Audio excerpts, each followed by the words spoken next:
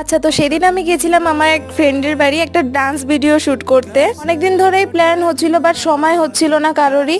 তো ফাইনালি সেদিন চলেই গিয়েছিলাম, আর ওর রিয়াকশনটা দেখো একবার। তো আমি রেডি ফেডি হয়ে গেছিলাম, ওখানে গিয়ে জাস্ট আমার ড্রেসটা চেঞ্জ করে নিয়েছিলাম আর সামান্য একটু টাচ আপ করে নিয়েছিলাম। আর এই হচ্ছে গিয়ে আমাদের সস্তার সেট আপ। আমরা ওদের ছাদেই শ্যুটটা করেছিলাম, আর এটা হচ্ছে গিয়ে আমার ফাইনাল লুক। আমাদের দুজনেরই ড্রেস কনসেপ্টটাই একই ছিল, আমরা একই হেয়ার স্টাইল করেছিলাম। তো আমাদের ওপরে টপ বটমটা অন্য কালার ছিল, বাকি আমাদের সব সেম ছিল। আমরা কিন্তু আগের থেকে কোনো আলাদাভাবে রিহার্সাল করিনি, জাস্ট ওখানে গিয়ে একটু প্র্যাকটিস করে নিয়েছিলাম। কিন্তু হ্যাঁ, গানটা আগের থেকে ডিসাইডেড ছিল।